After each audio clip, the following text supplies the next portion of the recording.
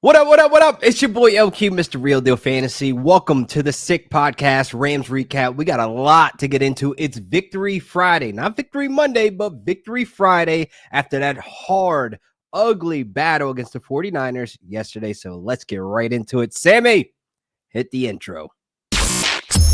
Turn up your volume. Because you're about to listen to the Sick Podcast. Rams Recap with LaQuan Jones. They rush forward. Burrow to throw for it. He's hit. He's hit. He's sacked.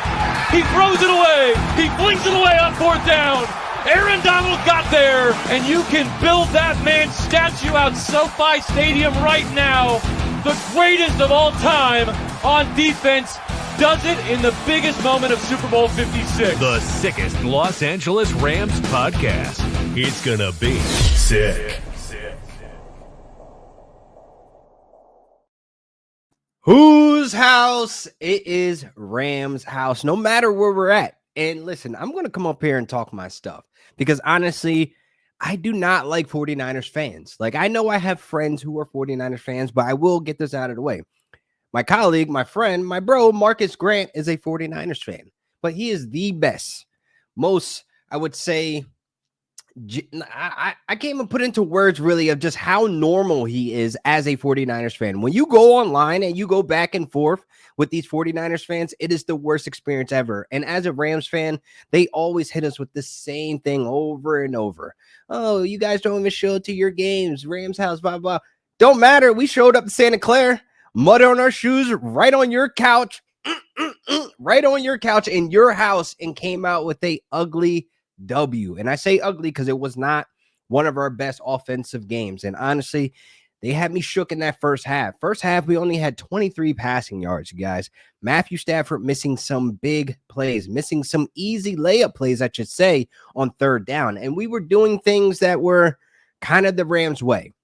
It's 3rd and 4, 3rd and 5, 3rd and short, 3rd and mid. It doesn't matter. Matthew Stafford is completing less than 50% of his passes on 3rd and mid, because we keep trying to make these big plays on third down when we can just run the ball. But listen, McVay did that. I mean, Kyren Williams had 29 carries again, tying his career high. This is what we need from McVay. Do not abandon the run. This is how we come out with these victories. When you have it 3rd and 4, 3rd and 7 even, 3rd and long, please give Kyren Williams a shot or Blake Corum out of that backfield. You see Blake Corum coming out, running routes, catching passes, getting first downs.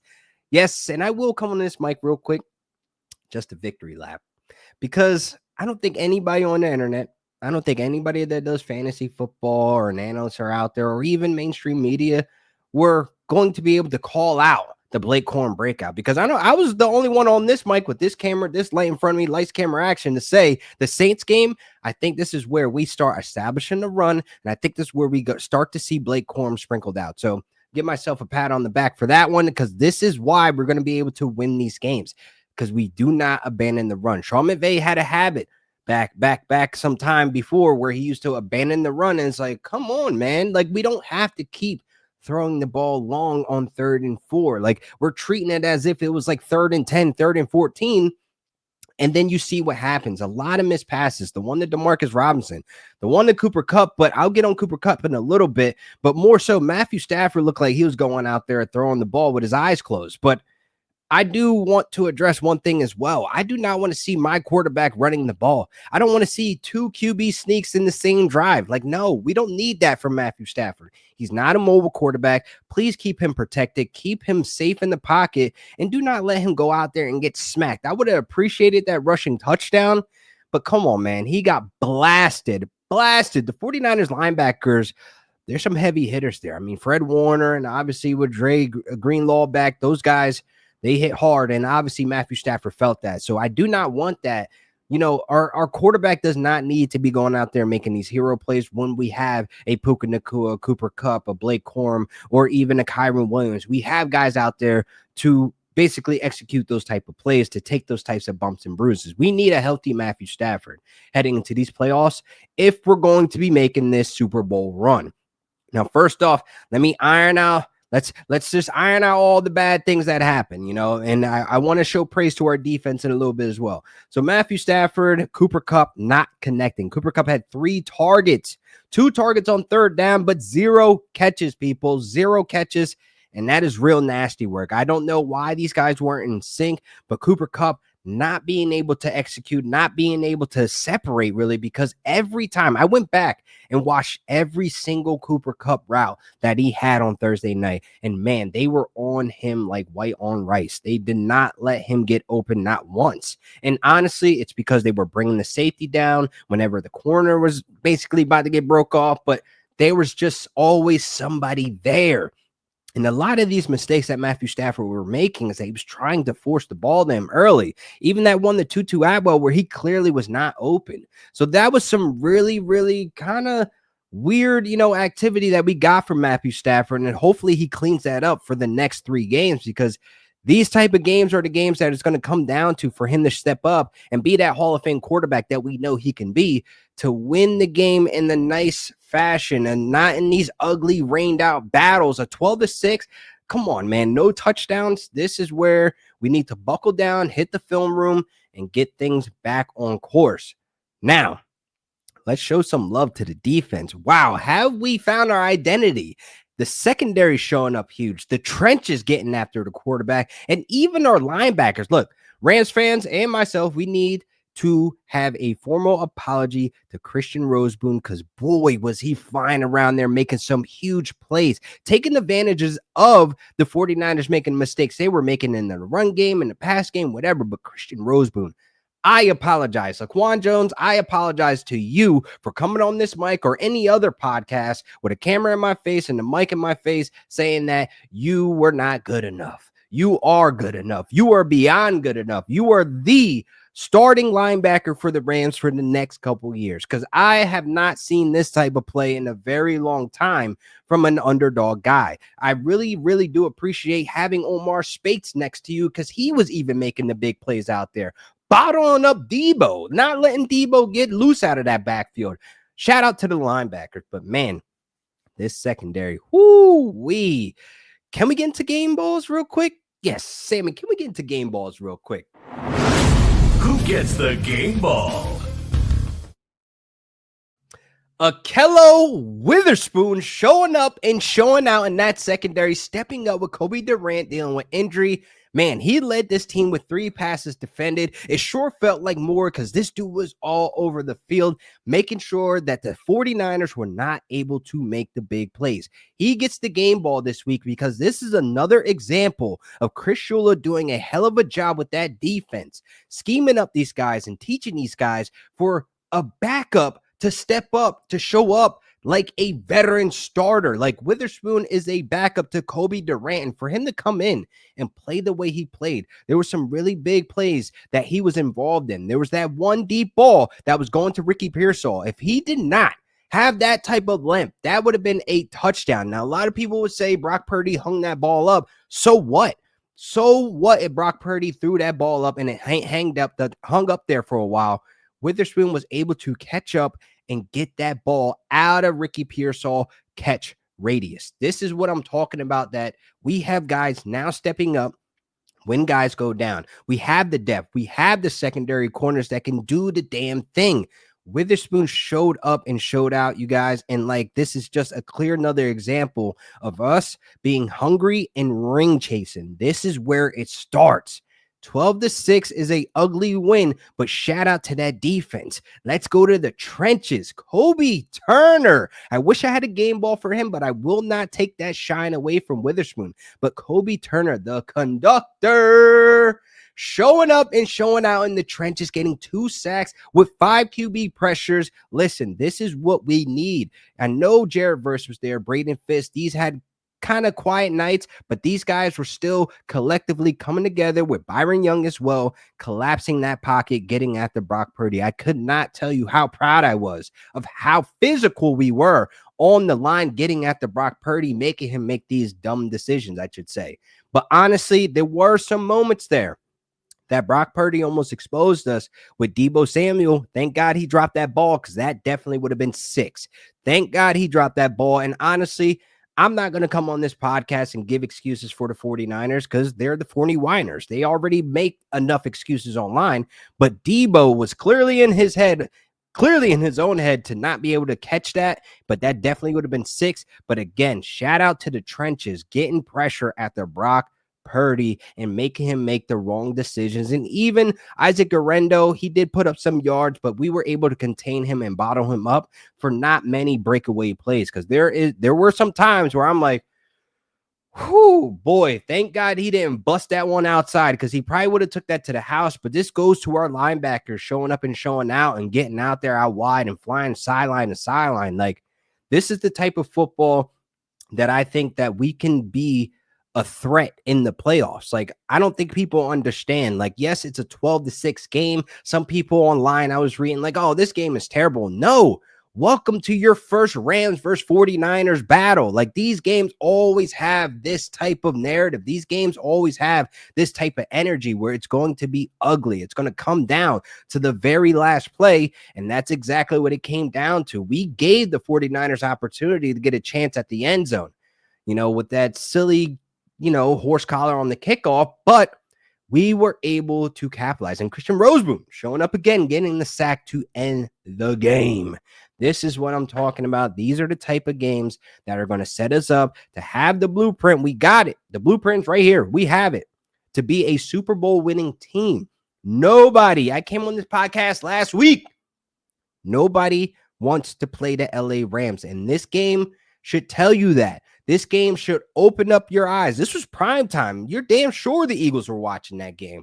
The Commanders, the Seahawks, everybody was watching this game because the Lions, Green Bay, nobody wants to see us in the playoffs because we are the most dangerous team in the NFL right now. We are on a crazy run now, winning 7 of our last 9 games. After the bye, this is what I'm talking about. We make the adjustments, we get healthier, and we show up and show out. Shout out to that O-line as well. Kevin Dotson making huge plays in the run game. Let's transition to that. The O-line, so physical. K-Dot, shout out to you, man. I wish I had a game ball for you as well, because if you go watch the film, the one Kyren Williams play where K-Dot has like almost 3 blocks in the same run with Kyren, just knocking people's heads off. Like, you get a block. You get a block. I'm going to take your head off, but you're lucky the play is over and Kyren Williams hit the ground. But K-Dot was out there having fun. Kevin Dotson was out there smiling after the play of knocking everybody's heads off. Baldy Baldinger, he has a great breakdown on there. You should check it out. But man, oh my God, how physical this O-line was. I'm so proud of how we're playing right now as a collective for that O-line, protecting Matthew Stafford, opening up lanes for Kyren Williams. Again, this is the things that we were missing earlier in the season, dealing with injuries on that O-line. I promise you, if we had this full collective team right here, we would have probably had a way better record than 2-4 to start off this season. We probably would have been 4-2 maybe. But honestly, we won the games that matter. We beat Seattle. We swept those 49ers. That's what matters the most. We handled business in the division. Now we got the Jets, then we got the Cardinals, and then we got the Seahawks. These next 3 games should not be slept on. The Jets should not be slept on. They still have Breece Hall, even though he's not playing this week, but they have Breece Hall, they have a Devontae Adams, and they have a Garrett Wilson. My biggest fear against this Jets team is Garrett Wilson. So hopefully we can get that secondary to play the same football that they played against the 49ers. Be disruptive. Get to the quarterback. The trenches need to show up as well to get Aaron Rodgers out of that pocket. He is mobile. He's way mobile, more mobile than Kirk Cousins coming off an Achilles, but we can get Aaron Rodgers off his game because that Jets O-line is still shaky. It's still shaky. We can get after him with our collective group on the O-line to make things very difficult for Aaron Rodgers, Garrett Wilson, and Devontae Adams. My biggest fear is that we let them establish the run. If the Jets are able to establish the run, it's going to be very difficult for us to defend the pass. So therefore, we need to get after the quarterback early. Kobe Turner needs to stuff that middle like he's been doing this entire season. We need guys to rest up. We have a 10-day break, so we can rest up, make the adjustments, and prep for this Super Bowl run. These next 3 games are so important. And hopefully what we need, honestly, we need the Seahawks to lose against the Packers. We need the Commanders to basically lose every game this week. For the next couple of weeks, and then we could sit in that 3rd seed. I want to sit in that 3rd seed because, again, we're the elephant in the room. We're the black sheep. We're going to be sitting amongst those 7 teams, and everybody's going to be looking at us like, oh, man, I hope I don't have to play the Rams. Oh, man, their defense is starting to find an identity. Their defense is starting to take the ball away. Shout out to Darius Williams. I came on this podcast and kind of called him out, showed up and showed out, put the egg on my face. Interception, a very important interception. I'm not going to downgrade it or like cast it off or brush it off just because, it was an overthrown ball to Jawan Jennings. But no, Darius Williams needs to catch that ball, and it was caught. So shout out to you. You get a game ball. So everybody gets a game ball in that secondary because, honestly, I'm just so happy that we were able to win in this fashion, to shut those 49er fans up, to make that organization crumble as far down to the core of the ground that they can get to. We do not want to hear 49ers fans ever again. We don't want to hear them say anything else about Rams House, about our attendance. Please, you guys will be on that same couch that we had our wet feet on, stomping up, getting the pillows, throwing them around, mud everywhere because of the rain in Santa Clara. It's Rams House everywhere we go. So enjoy watching the Rams play football in January on that same couch that you will be watching us play in the playoffs. Understand that. So I'm not going to speak no more on the 49ers, honestly, because, again, we're on to next week. We're on to the Jets, Cardinals, Seahawks. Line it up. The Rams are here. We are ready. And I can't stress enough how important it is that we keep on running the ball. Keep on running the ball. Establish the run. Kyren Williams, if he has 30 carries for the next 3 weeks, that's fine. I don't care. Every game he comes out with 29 carries, 30 carries, let it be. And listen, Blake Corum, again, a little bit on him.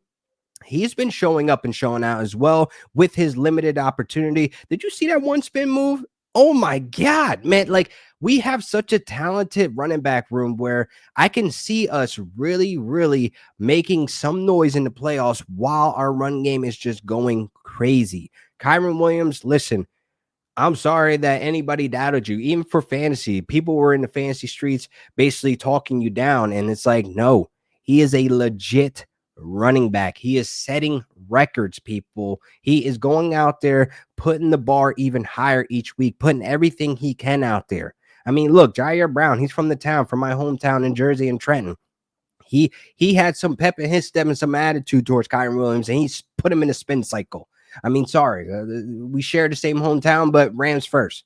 You know what I mean? And Kyren Williams is putting all the haters to bed, putting them all to bed, man. And I could just see his game just constantly ascending. Like, I could see us signing him long term because he's honestly what we need. Look what he's doing in the passing game. That catch that Puka Nacua had downfield, that big 51-yarder, that does not happen without Kyren Williams. Go back and watch the highlights. Without him, and having his skill from Notre Dame of pass blocking, if you watch his interview on Good Morning Football before he entered the league, he makes it his job to protect the quarterback. He puts his game and pride on pass blocking. And that's so important for a running back that can execute in the passing game and pass block and protect the quarterback. Without him making that block, that catch to Puka Nacua, that momentum that we gained from that does not happen. We might have lost the game if that play does not happen. So understand that, please. Kyren Williams is our running back. All that I'm asking as a fan is that we sprinkle in some Blake Corum to keep the defenses guessing, to keep him fresh, to get him reps, to get him ready, knock on wood, just in case Kyren Williams goes down. But it's so good to see when Blake Corum gets the opportunity to show up and show out. He shows up when his number is called and he puts something great on tape. So this is such a blessing to have this team. This team is a Super Bowl team. Nobody else can come on here and tell me anything else. Nobody can tell me anything different other than the Rams are the most dangerous team in the NFL. We are going to the playoffs. We are going to the big dance, and we're going to bring home another ring when everybody else didn't think we could. Run it back with those lines. Bring the Eagles back this way. Heck, Have it be Bills versus Rams. I don't care. Bring it on. There is no team that I am scared of. There is no secondary, no defense, no defensive line that will have me shaking in my boots like, I don't know if we could win this game. Just know I come here with confidence in what I speak. I believe in my team. I know what my team can do, and they can go out there and put up points. They can go out there and take the ball away. They can go out there and get the sack production. They can go out there and keep folks from making the big plays. You will take your best player out of the game. We'll make him not exist.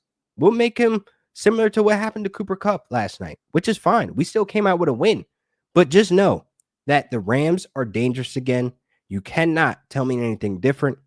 And for the most part, I think I covered everything. I mean, the good news is that Tyler Higbee, he's coming back, he's been practicing. I think he's going to make his debut against the Jets, which will definitely help us in some areas. And honestly, I think our third down struggles are because of Tyler Higbee not being there. I mean, you see that we get Davis Allen involved. We're getting Hunter Long involved. We're getting Colby Parkinson involved. We're getting all our tight ends involved on third down, where I think that's where we should shift if we don't have a Tyler Higbee. But we're going to have him next week, hopefully, fingers crossed. But I think we need to start focusing on getting our tight ends involved on third down, or the easy layups, the little check downs to Blake Corum or Kyron Williams. It doesn't matter, but my attitude is more towards us going for it on 3rd and 4, and it's going to Puka Nacua 14 yards down the field. No, let's keep establishing the run. Let's keep it going, and hopefully Tyler Higbee comes back and he gets us some type of function on third down where we don't have to keep struggling, because I hate watching us struggle on third down when I know we're this high-power offense that can keep on moving the ball and put up some big points. It's clear as day we can. Against the Bills, put up 44.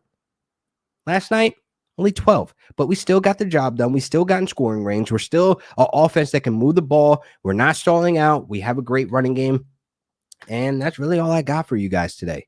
So we need to handle business in the trenches, get rest, get these 10 days. We get right for the Jets, and we start this run. There's really no other way other than to win these games, other than to run the ball. I love McVay not abandoning the run. I love that he's making it a priority. So let's keep this going. Let's keep things rolling. And hey, shout out to Witherspoon getting the game ball today on the Rams Recap Sick Podcast. And please make sure you guys like and subscribe. Leave a comment below on what you guys think about the episode and your thoughts on the game as well. And if I'm crazy thinking that we're going to the Super Bowl, I love to hear the feedback. It doesn't matter. But again, you guys can follow me at Real Deal Fantasy on all social media platforms. Until next time. And that's a wrap. Hope you don't miss us too much until next time. Follow the Sick Podcast Rams Recap with LaQuan Jones on YouTube, Instagram, Facebook, Google Play, and Apple Podcasts.